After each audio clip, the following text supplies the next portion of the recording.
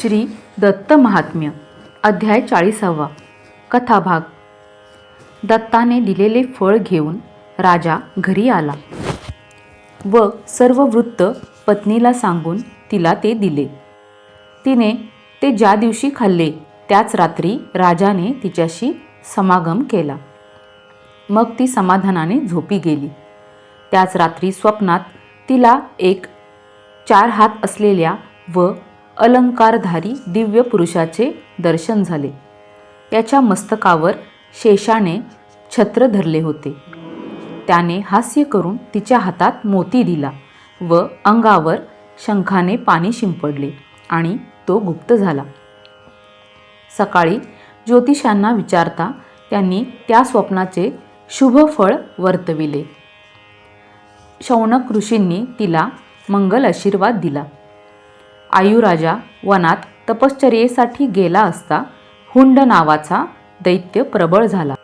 त्याने पृथ्वी व स्वर्ग काबीज केले. शुक्राची सुंदर कन्या अशोकसुंदरी हिला त्याने बळजबरीने उचलून नेले. तेव्हा तिने शाप दिला की आयुराजाचा पुत्र त्याला मारेल. त्या दैत्याने तिला कैदेत ठेवले. पुढे एकदा हुंडासुराची मुलगी खेळत असताना नंदनवनात जाऊन पोचली. तिथे देवांचे बोलणे तिच्या कानी आले की हुंडासुराचे मरण आयुपुत्राच्या हातून होणार आहे. तिने ती गोष्ट पित्याला सांगितली. तो लगेच आयुराजाच्या राजवाड्यात आला व रात्री अंतःपुरात गेला. राणीभोवती सुदर्शन फिरताना पाहून तो दचकला. मग त्याने तिला भलभलती अशुभ स्वप्ने दाखविली. पहाटे उठल्यावर तिने सूर्याची प्रार्थना केली. त्या गर्भाचा नाश व्हावा यासाठी दैत्याने परोपरीचे प्रयत्न करून पाहिले, परंतु दत्ताचे सामर्थ्य पाठीशी असल्याकारणाने ते सर्व वाया गेले. अशा परिस्थितीत राणीचे 10 महिने पूर्ण झाले. पुढे प्रसूतीची वेळ आली. आकाशात 5 ग्रह उच्च क्षेत्री असताना व इतर कोणत्याही ग्रहाचा अस्त नसताना शुभयोगावर मध्यरात्रीचे वेळी राणीला पुत्र झाला. सूर्यासारखा तेजस्वी असा तो बाळ पाहून राजा आनंदित झाला. सकाळ होताच सर्वत्र महोत्सव सुरू झाला. ज्योतिषांनी भविष्य वर्तविले की असा राजयोग दुर्मिळ आहे. हा त्रैलोक्यावर विजय मिळविल, पण बालपणी मात्र याच्यामुळे दुःख होईल. राजाने ज्योतिषांची व ब्राह्मणांची यथायोग्य उत्तम प्रकारे संभावना केली, पण त्यांनी सांगितलेल्या भविष्यामुळे तो चिंतातूर झाला. त्याने अशुभ निवारणासाठी मोठमोठ्या अनुष्ठानांची योजना केली. स्वतः राजासुद्धा मोठ्या आर्तभावाने दत्ताला आळवू लागला. अध्याय 40.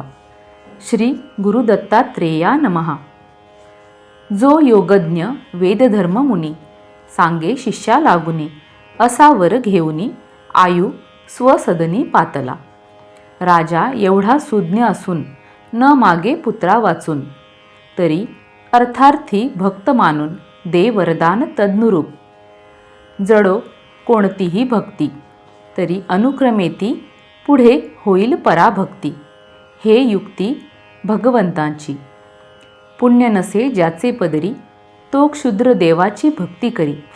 तो पडे संसारी, येराजारी न चुके त्याची. ह्या गोविंदाची जरी सकाम भक्ती घडे तरी, अनुक्रमे हो अधिकारी. पुनः संसारी न पडेल तो, निराश होईल उत्तरोत्तर. ह्या भक्तीचा हा महिमा थोर, असो हे तो नृपवर स्वभार्येसी भेटला. नृपती म्हणे प्रियेसी, म्या सेविले दत्तासी. वर दिधला आम्हासी, आता लाधसी पुत्र तू. पुत्रमुख आता पाहून आम्ही जाऊ तरुण. असे भार्येसी सांगून फळ दे तिच्या हातात. प्रमुख सर्व देवांना सुमुख पुण्यकारिणां. य उन्मुख स्वभक्तानां स दत्तोदादिदं फलम. दत्तप्रसाद झाला आता, नको पुत्राची चिंता. हे फळ भक्षण करिता तू सुता लाधसी. आता विस्तारेल कुल म्हणून सांगे भूपाळ. मग राज्ञी हर्षुनी तत्काळ ते फळ भक्षित असे. मग विलासे करून पतिसीरत होऊन राज्ञी करी गर्भधारण. दत्तवचन अन्यथा नोहे, ती भुक्तभोग होऊनी पहुडे आपुले शयनी. तव अकस्मात स्वप्नी देखे नयनी महापुरुषा. चार भुजा दिसती, केयूर कंकणे झळकती. मोतियाचे हार कंठी, कर्णी शोभती कुंडले. स्वभक्तैक गम्यजे, ते हास्यमुखी विराजे. दिशा भासे स्वतेजे, शिरी विराजे शेषछत्र. सुतेज रत्नांकित, शेषाच्या फणा अनंत. छत्रापरी शिरी शोभत, वरदहस्त पुरुष दिसे. तो हसोनी तिच्या हाती, देतसे अमूल्य मोती. दुग्धपूर्ण शंख हाती, घेऊनी प्रोक्षी तिच्यावरी. ती तद्विलोकने करून परमानंद पावून. आश्चर्य करी तव तक्षण, अदृश्य होऊनी गेला तो. असे ती स्वप्नी पाहून तत्काळ जागृत होऊन पुन्हा पुन्हा ते आठवून होऊनी दीन बोलत असे. हे प्रायः भगवद रूपकी, स्वप्नी जे मी विलोकी. ते पाहता एकाएकी, गुप्त झाले का कळेना. माझे पाप प्रचंड, म्हणून देव झाला आड. सोडूनी विषयाची चाड, मन आवड ठेवी ज्याची. यो यादहा पतिशायी, तो की स्वप्नी येई. दर्शने प्रीती देई, किमर्थ होई गुप्त तो. तन्मय ती होऊनी, इंदुमती राजपत्नी. स्वरभानूची नंदिनी, खेदमनी करी असा. सर्वत्र ती अवलोकुनी, न दिसता ते रूपनयनी. तेची पुन्हा पुन्हा मनी आणुनी हृष्ट होत असे. हा वासुदेवाचा प्रसाद, म्हणून माने आनंद. ती आयुराजाला विशद, सांगे गोविंद देखिला ते. मी सुप्तोत्थित होता, न दिसे ते रूप आता. असे पत्नीचे वाक्य ऐकता राजा आनंद पावला. वदे नरपती तियेसी, आता सोडी निद्रेसी. तरीच स्वप्न फला लाधसी, निजता फससी निश्चित. अनुकंपा करुणी, काय सुचविले देवे स्वप्नी. हे प्रातःकाळी मुनीपासूनी ते कळून येईल. स्वप्न चमत्कारिक जाणून त्वा न करावे शयन. असे राजाचे वचन, राणी मानून न निजे ती. ते ध्यान धरून राहे राणी तव अरुण. उदित झाला तो पाहून, दंपती उठून स्नान करीती. प्रातःकाली कर्म करून, मंगलद्रव्य स्पर्शून, शौनका पाचारून, राजा वंदून प्रश्न सांगे. ते सुमंगल जाणून ऋषी बोले सुहास्यवदन. म्हणे भूपा, हे उत्तम स्वप्न, सावधान ऐक आता. तुझी कामना धरून केले दत्ताचे आराधन. ते सफळ झाले जाण, वाहे आण निश्चये. परमभाग्य तुझे जाण, जे केले फळभक्षण. त्या प्रभावे करून गर्भधारणा करी राणी. तुझा यत्न सफळ झाला, दिक्पाळांश गर्भी आला. आता पुत्र होईल तुला, होईल भाविक वैष्णव. महातेज धर्मनिपुण, सोमवंशाचे भूषण. ख्यातीने जसा नारायण, बळपूर्ण वेदवेत्ता. सज्जन पालक होईल, हुंडासुरा मारील. चक्रवर्ती नामा पावेल, तो शोभेल सर्वगुणी. अनुकंपा करून पंगू दिनांध आर्तजन, यांचे करील पालन. म्हणून सांगे शौनक, अग्नी चहूकडून करो गर्भाचे रक्षण. मृत्यूपाशापासूनी वरून करो रक्षण 10 मास. तो शौनक आशीर्वचन, असे देतसे हर्षून. मग तया पूजून करी बोळवण भूपाळ. जे हे स्वप्नफळ मुनी सांगे, ते देवांनी जाणूनी. पुष्पवृष्टी करुनी स्वर्गी केला उत्सव. सुस्वप्न जात म्हणूनी देवगाती हर्षुनी. असे होता ते क्षणी हुंडनंदिनी स्वर्गी गेली. पृथ्वीपती आयु जेवेळी तपा गेला तेवेळी हुंडनामा दैत्य त्यावेळी भूमंडळी उपजला.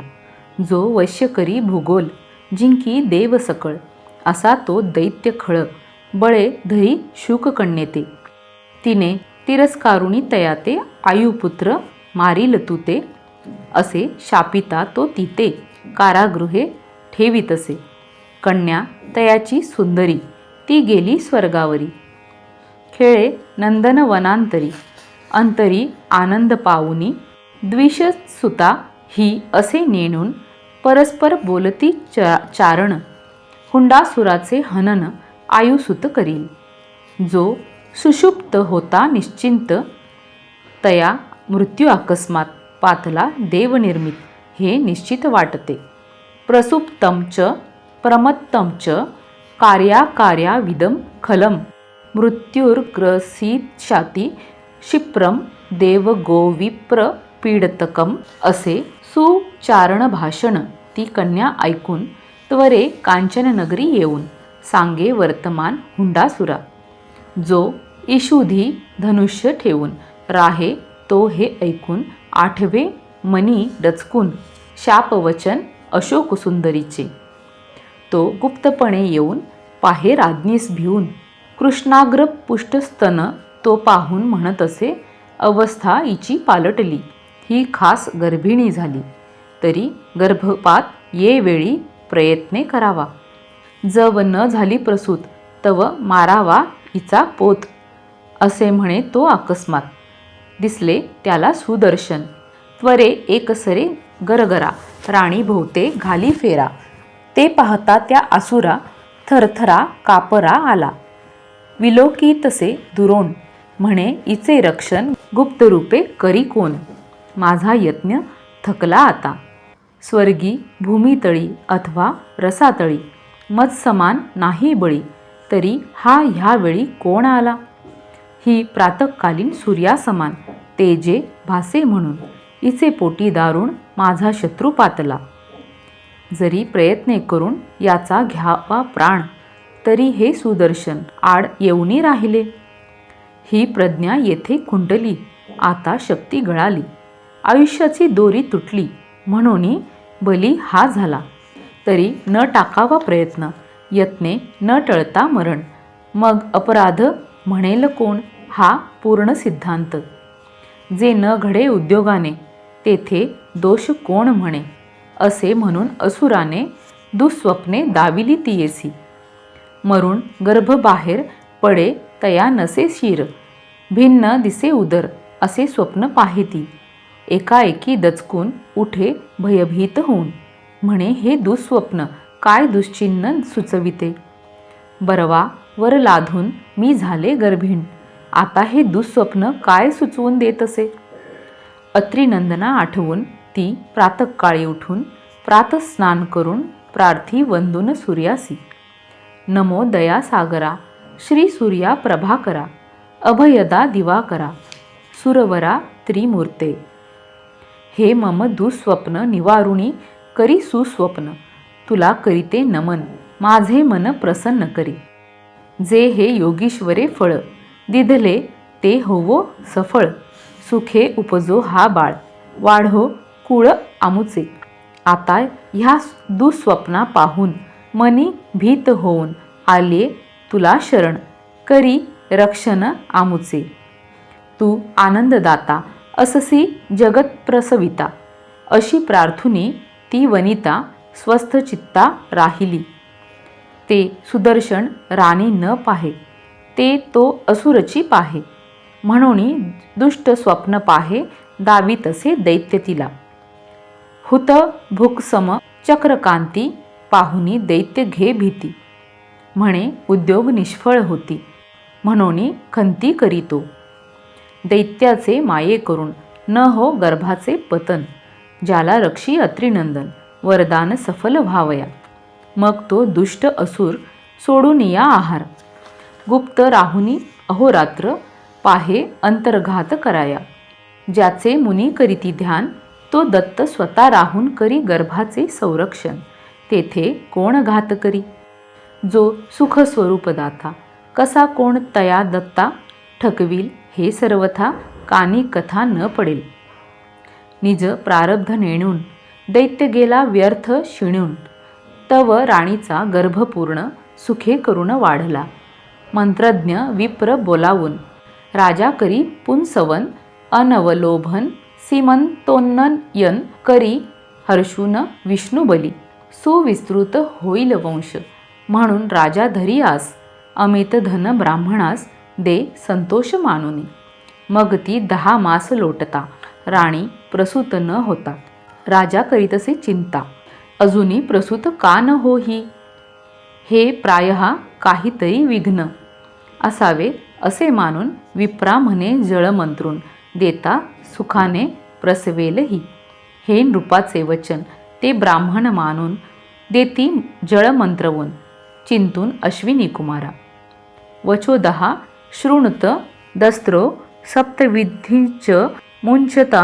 नाथ मान मृषीम भीतम दशमास्यम यथा सुख. मंत्रे 1 वेळा देता जळ, ते पिता तत्काळ ती प्रसवली बाळ. न होता व्याकुळ सुखाने, अशेष तेज एकवट. होऊनी झाला की बाळ स्पष्ट, असे वाटे अवचट. बाळाचा ललाट लागता. योग सकळ पातले, 5 ग्रह परमोच्ची आले. अस्त नसे तये वेळे, कोणत्याही ग्रहाचे. जो सर्वेश्वराचा प्रसाद, तो मध्यरात्री झाला विशद. त्याच्या तेजे दीप होती मंद. नृपा आनंद जाहला. योगीश्वराचे वरदान, ते हे पुत्र रूपे करून. उपजता सर्वांचे मन समाधान जाहले. जसा रवी नभोमंडळी, तसा पुत्र तो भूमंडळी. शोणे मग तये वेळी आयुराज तेथे आला. बाळ एकाएकी पाहून राहे रष्ट होऊन. म्हणे मी ऋणापासून मुक्त झालो निश्चये. संतोष मानुनी असा मनी, राजा स्नान करुनी. ब्राह्मणा बोलावुनी जातकर्म करीतो. विप्रास धन देऊनी, नांदी श्राद्ध करुणी. सुवर्णे मधु घृत घेऊनी, बाळाचे वदनी घालितो. अपूर्व लाभ मानून राजा भांडार फोडून. विप्रा म्हणे लुटा धन, समाधान व्हा तुम्ही. दैवज्ञ येथे येऊन जन्मलग्न साधून. ग्रहयोग पाहून म्हणती सावधान ऐक भूपा. नृपा एवढा राजयोग आम्ही न ऐकला चांग. हा बळे घेईल स्वर्ग, असा सुयोग दिसतसे. चंद्रा 16 कला असती, हा जाणेल कला 64. 14 विद्या जाणूनी ख्याती, मिरविल हा सर्वत्र. जन्मांतरीचे होते सुकृत, म्हणून हा झाला सुत. हा महावीर प्रख्यात, दाता धर्मरत होईल हा. हा आर्यांचा रक्षक, अनार्यांचा शिक्षक. परंतु बाल्यावस्थेत शोक देईल तोक हा तुम्हा. हो साम्येची याचिया, असा न दिसे दुसरा राया. असे वचन ऐकुनिया राजा तया ग्राम देई. संतोष मानुनी असता विप्रांचे वचन परिसता. मग राजाच्या चित्ता ये खिन्नता किंचित. शोकयोग न यावा म्हणून तत्काळ विप्रावरून म्हणे करा अनुष्ठान. शोकशमन व्हावया. ज्याने निशेष दोष वारून धिदला हा नंदन, तो अत्रिनंदन. शोकशमन करो माझे. माझा सर्व परिभार आहे ज्याच्या पादावर. तो श्री दत्त देववर आपुला वर सत्य करो.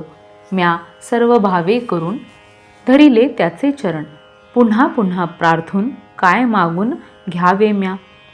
सर्वस्य चाहम हृदि सन्निविष्ट, ही त्याची प्रतिज्ञा स्पष्ट. तो सर्वज्ञ अंतर्निष्ठ, सर्व कष्ट वारील. बाळ प्रत्येक वेळी रडे मातेजवळी. माता आश्वासी त्या त्या वेळी. प्रेमे सांभाळी ज्यापरी. आम्ही भक्तवत्सला जवळी. आम्ही त्यापरी मारू आरोळी. तोची राखो वेळोवेळी, असा त्यावेळी प्रार्थी भूप. इति श्रीमद परमहंस वासुदेवानंद सरस्वती विरचिते श्री दत्त महात्मे ४४ अध्यायः. श्री गुरुदत्तात्रेयार्पणमस्तु.